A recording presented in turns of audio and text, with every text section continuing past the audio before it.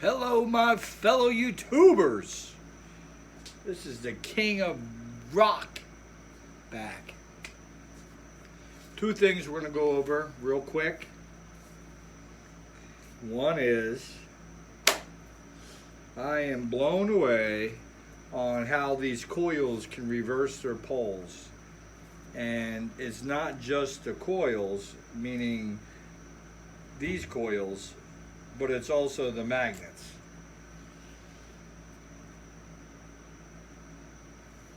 First of all,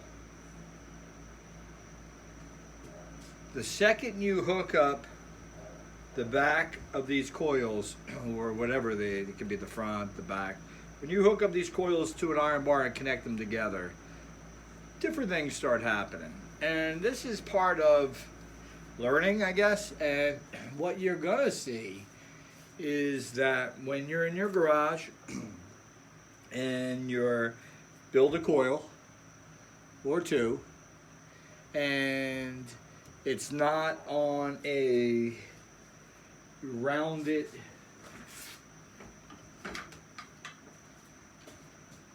connected PMH,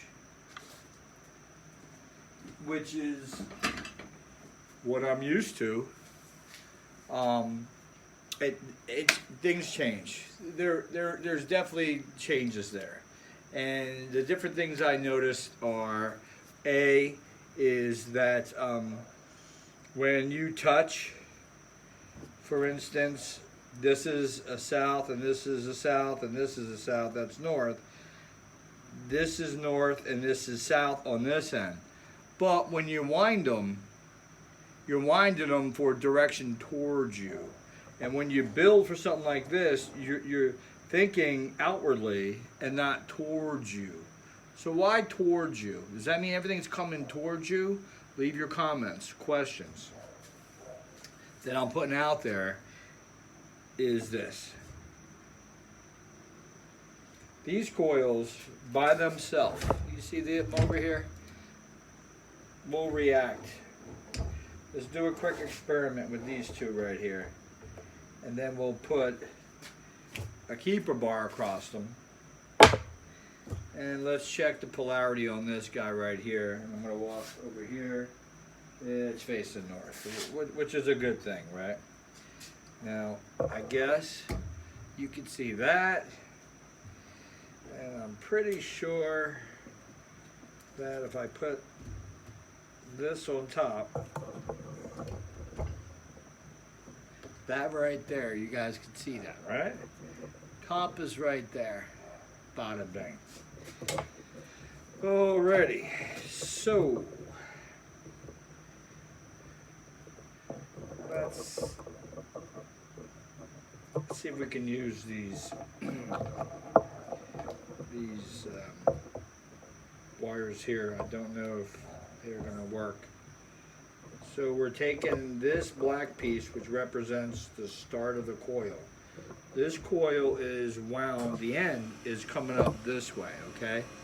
So in order for it to come that way, that means you got to be wound in this way. You're wounded counterclockwise. So if I put a south pole into this start and the north into here, I should see a south pole show up here. Let's check it. North showed up. You know why? It's not facing towards me. It's facing away. Using the U-shaped PMH changed that dynamic, and we're going to get into a few things with that. Now let's go ahead and check the polarity on this side here. If you guys can see that. Can you guys see that? Alright. And there you go. No, it's north again. South. North. North. South. Let's check the polarity on this compass. So I noticed that these compasses get out of whack by that strong magnetic field. So I'm just going to hold it up off the side of the magnets. And we're still holding true. So here's your south showing up here, here's your north. All right, so now we're going to call this a freestanding coil. Why? Because it's not connected to anything else, okay? One thing I do want to mention, and I haven't mentioned this, but number 2 question for you guys, leave your comment, is that I purposely never mentioned anything about the additional element that's in this array here. It's not just steel or iron, soft steel or iron here that's in these bars. They're obviously iron bars, so they're bound up a little bit and they can hold a little residual of magnetism.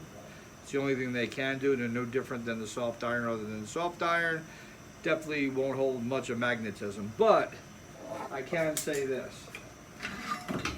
I can say the PMH that I just showed you with the coils, let's check it. Here's a laminated bar, and obviously we're going to check it first to see if it has a pole. This is what? It's going to be steel too, right? It can be soft iron. It says north on that side, south on that side. So there's obviously a pole, and it sticks. Alright, so, and it's got a nice tightness to it. So here you have a piece of iron, or you want to call it steel, iron steel, that holds a residual. And that's what I'm trying to explain to you, that there's a lot of different things going on here. This is more than sitting in a classroom and learning about A or B or C. This is hands-on and for your eyes only. So I bring these videos to you for your eyes only, because I can do this and not post my videos or even make a video, or I can do it to show the people out there who are just learning about it, who are in it, and something they haven't or had thought of but didn't act on it.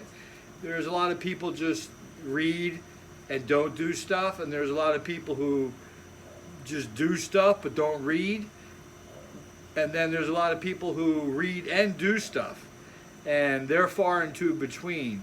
When I first started this 7 years ago, I was a person who did it and didn't read. Started reading basically there at that point on, at some point, but reading meaning I know how to read, I read, yada yada, but and write, but just reading wasn't my forte. So going back to this, so we showed a little magnetism stuck on the iron / steel. That's what we make. It's not, I don't think it's soft iron anymore. Here, the third element that I haven't spoke about, and I'm going to give a shout out to yeah, there you go.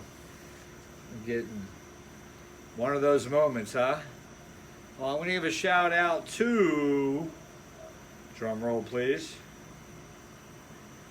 When I think about it, I will shout his name out. But this is for him.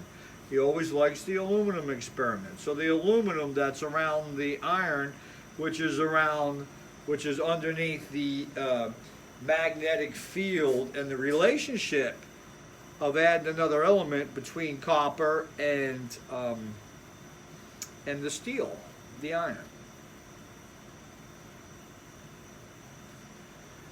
Got me thinking. What if the aluminum was replaced with bismuth? Leave your comments. So we're going to get into this next thing. So we just showed that it's not away from you. When you wrap something, wind something, and you wind it counterclockwise, the bar facing you, as long as you start off with the positive, will be a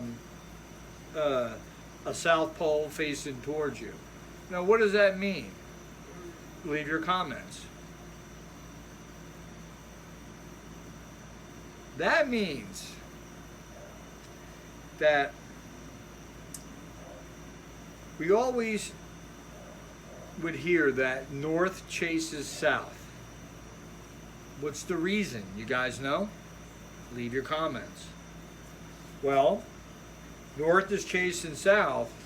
Let's look at a typical battery, which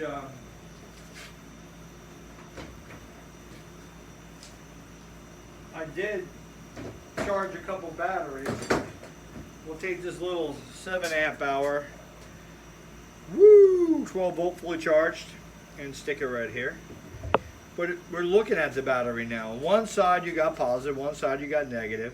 Look, you touch both sides, nothing's happening because I'm not conductive, even though I got some salt in my, I bet if I had an open wound or some water on me, probably not so good. But salt mainly to make me a conductor. But your one side, when this is charged, let's talk about this. Nobody ever talks about this. That when you're charging a battery, what's going on? Who's talking about it? What's going on in the battery?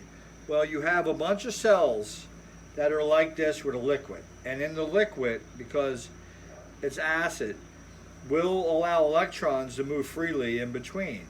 So what will happen is this one here will have an aura or a charge about itself, or one charge, and this one will have the opposite charge. This one will have the opposite charge. So they're always kind of sitting in this floating space. Sorry if you couldn't see that. A floating space, okay?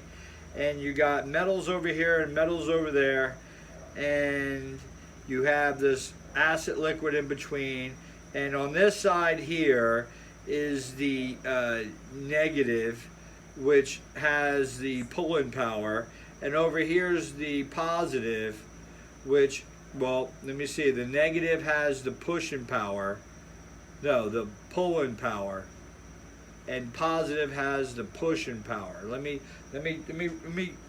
check that. This is just out of my head. Here's a positive, here's a negative, here's a positive. Wow, I just caught this. That's pretty damn good. Look, I'm holding on to the tripod. Let's save this moment. Moment saved. That's what we'll do. Shorten up. You guys see that? Sorry about that. What fell? My gun. Oh well. Might need that for work tomorrow. So I'll put it to the side.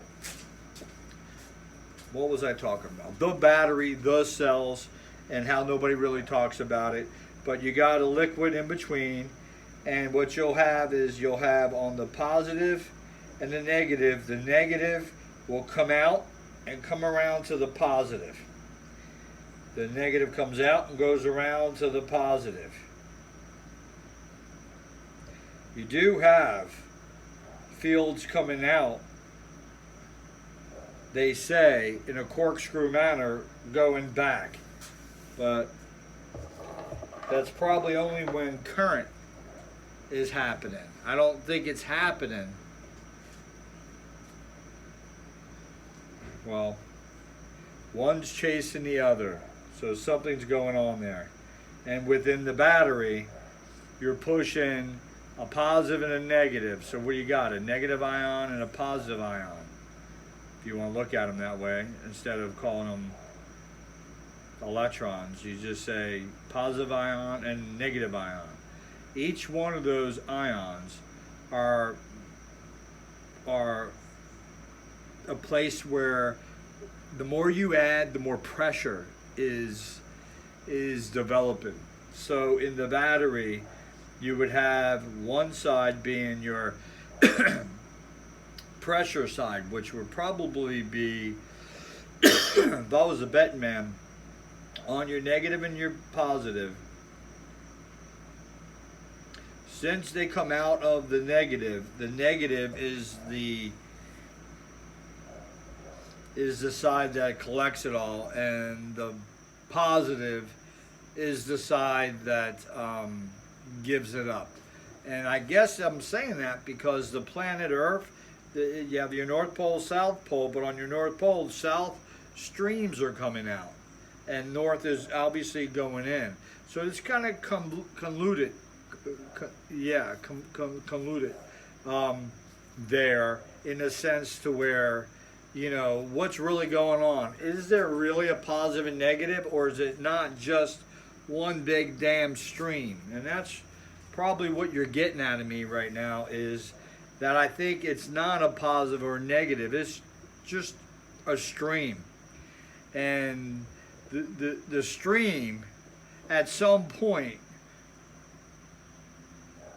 we're able to direct it and cause A or B out of the stream. Pressure A or pressure B, the giver or the receiver. Now, I don't want to get deep into that, but I mean, come on now, it makes frickin' sense, and I don't know why anybody would even consider it. Of the energy is really not positive or negative. I don't even know how the frick human beings even thought that was okay to bring that into the table here. Excuse me, I probably need some water. But here what you have is a difference in potential. And that means you got to segregate to have a difference in potential. And in order to do that, you got to have something going against the other.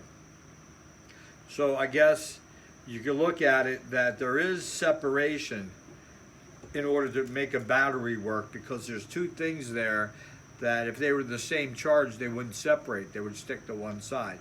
So I would say this, it really comes down to that the energy is the same on both sides. It's just the fact that one spins one way and one spins the other way. So the orbital atomic spin would be the important part of the energy itself, which would be the ion, which the ion could be positive or negative. And then that ion we call inside, like magnets, we call them domains. Inside, or just with the elements, we call them molecules. And these molecules are, some are fixed and some are radical, right? And there's some able to just run around. Basically an atom. So why does the atom even have a positive or a negative and a neutral? Is there really a neutral? The neutral really, to me, don't even make frickin' sense. What makes sense there is that there's a dielectric, meaning there's a potential of charge, and only one directive could come through it. The other directive cannot come through. You're fixed, you stay here, you were meant to be here. Purgatory, if you want to call it. Beautiful stuff. That's what it is. I don't see it to be any different. But here back on Earth, I guess we'll say, you got your positive and negative. You're coming out of the negative into the positive, and then that would be your direction of flow. So back to my coil here. Sorry to get lost on you guys, but back to your coil, the coil here. You'll see when you wind it, the core facing you will be that directive pole that you request based on how you wind it. Now, if you go ahead and, for instance, let's go ahead and tap. Yeah, let's go ahead and tap this side. So we'll see that this one is wound this way. So that means it's going, this one here is wound this way. So it's going clockwise. So this front should be a north, that should be a south right there. So I'm going to touch the poles.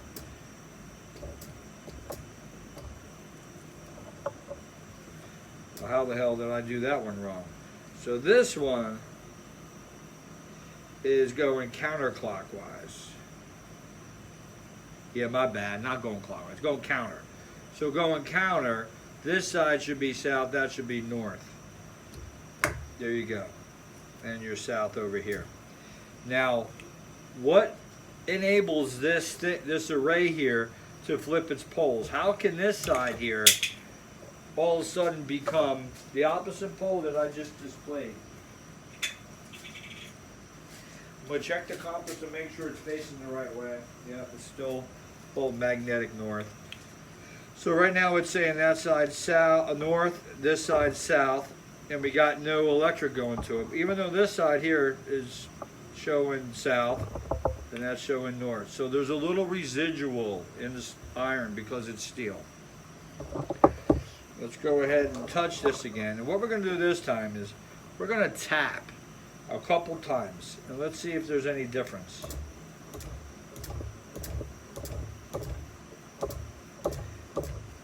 Always stay in north. I like that. That's because there's no iron bar behind it. Now we'll get out of this coil. Now let's go to the one that's underneath it. Now the one that's underneath it obviously has the iron attached to the back of it. Okay? So on the front side, this one's wound just like the one we just did. So it's wound this way. So that means that this would be, if it's wound this way, let me see, this one is wound clockwise. So that should be north. No, that should be north. That should be south. This one here is going counterclockwise. So facing me should be south. Away from me it should be north. Let's see how that works. Let me check the compass, make sure she's still good. Yep, it sits there. So we're going to put that right on the magnet here. Now, even though this is a magnet here, let me see how we set up. We're set up, that's south, that's north. And these wires are touching together. So let's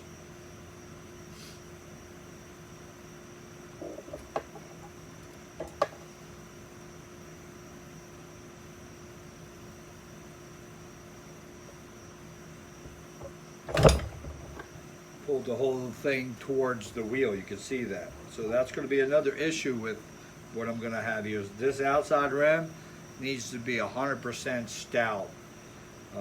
Haven't thought about what I'm going to do there, but let's turn the wheel, make sure it's not locked in.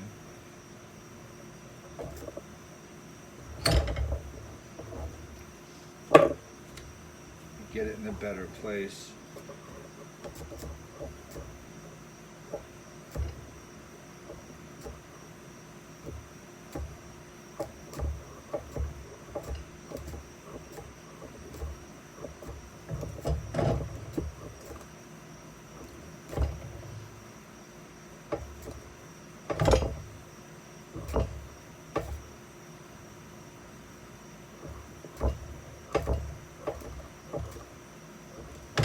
Now, when it gets paired up like that, it gets a lot stronger versus a single.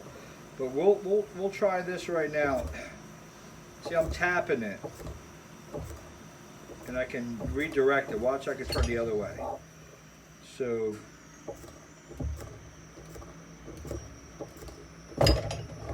now I'd even let's check one more thing, which I don't think I can even hold this outside rim proper. Let's do the same thing here. So we're going to take this brand new charged battery. That's the black. That should be connected to the positive.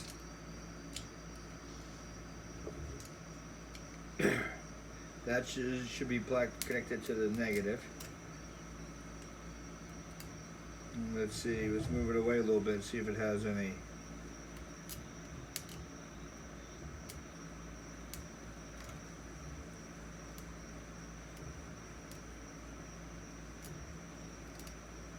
Not as much as that, but let's just connect it.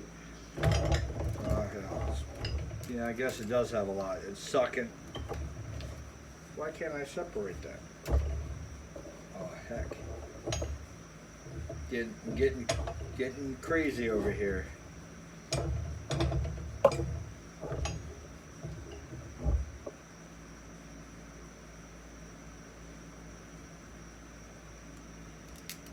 So once you connect power in the middle, the strength of the magnets in the middle doesn't really matter. And that's what Ed says. The strength really don't matter.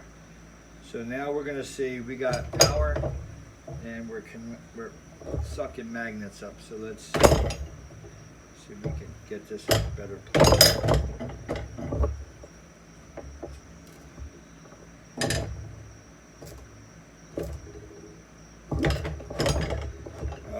Be fun if I had this mounted right now.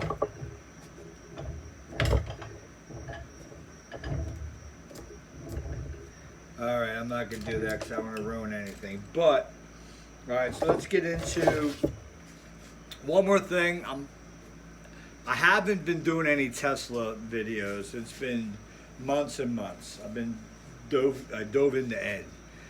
But getting into the electromagnetism with these coils and stuff makes me ponder a couple things. And I have a couple experiments I want to do with a Tesla coil. So I'm going to go back in, build a new fresh Tesla coil per design, especially on a lot of different things I've learned across with Ed's magnetism. So the primary in relation to the capacitor bank, and that being the wave that the secondary is reacting off of.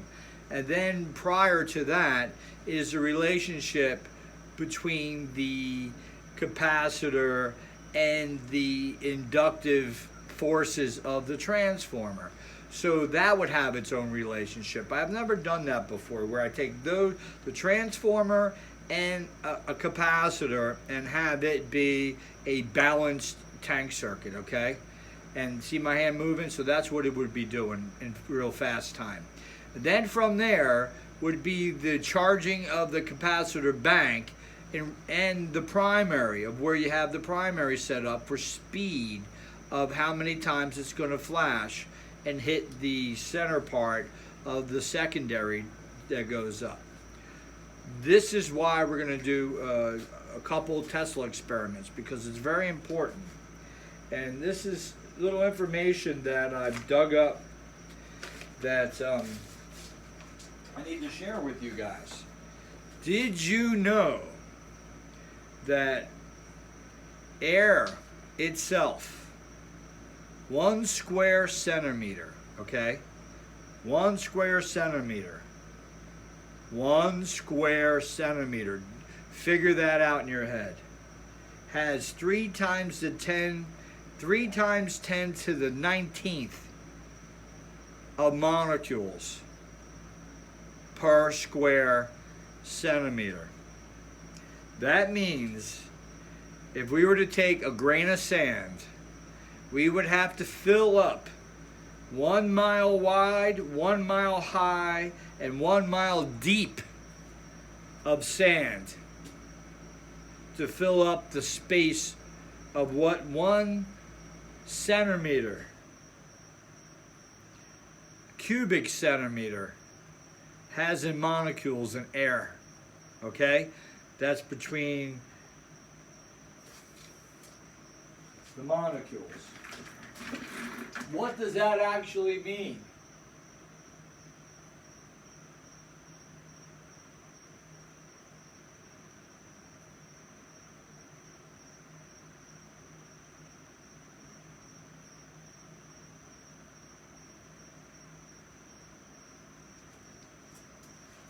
Well, that means that nitrogen and oxygen take a charge. Now, when I would take my Tesla coil before and hold up a light bulb, the air that's around the Tesla coil becomes ionized. And these are the key things I was talking about earlier about ionization, ionizing,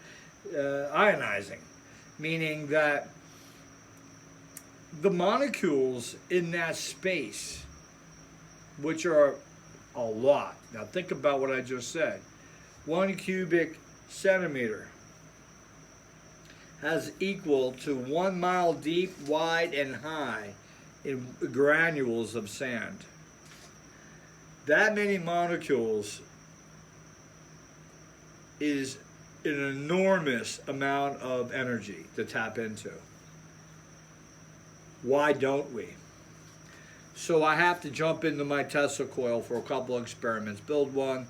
We'll get one kicking ass. You guys will appreciate it. You'll see the blue, and we'll get into the blue, real deep blue, and then we'll stretch it out, and we'll talk about a couple things, which is virtual ground, meaning this, that ground that we stand on is in big time space, outer space, looking back at the earth, is nothing more than just a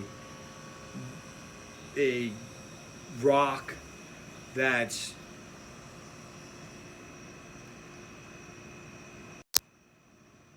absorbing. And I guess it's absorbing because of the airspace that's in between the pockets of the earth that allows the crystals, which is the formation of rocks, that it has a vibratorial kind of ball flippy thing that is being controlled by the, I guess I would say, the Schumann resonance, that it's able to just allow the material that's being grown from it, sort of like an incubator, to have something it can bounce off of it's made from. So it'll have a vibratorial. So basically, I guess what I'm saying to you guys is, through the planet, you're going to have this thing that's vibrating, and there's all different frequencies in there, because there's all different things. And there's pockets in there, and there's crystals in there. Even bismuth looks like a crystal when you melt it. So it goes to show that metal and crystalline is nothing different apart, except for their functions of what they do. So you'll have, from outer space looking back at the rock, you have a virtual ground. And now we'll talk about, what do we create that could be its own virtual ground. So based on elements that you put together. And when you excite that space, that virtual ground becomes automatically one entity by itself, while something else that's in that entity will react to its same entity outside space. So I guess what I'm getting at is, Tesla always talked about transmuting power across from place to place. It's not really transmuting the power. It's really more in a vacuum time capsule conglomerate of a virtual ground that's highly sensitive to the ionization of the air that's around it, that will cause a stretch or a compression in ether, which from another place on this planet, that the same conglomerate of stuff will have the same vibratorial feeling of the thing that you're imposing this pressure on. So it'll show up elsewhere. I gotta go, guys. Leave your comments. I got nothing else to say. Sorry to take up 33 minutes of your time. If I wasted it, sorry. If I helped it, leave your comments.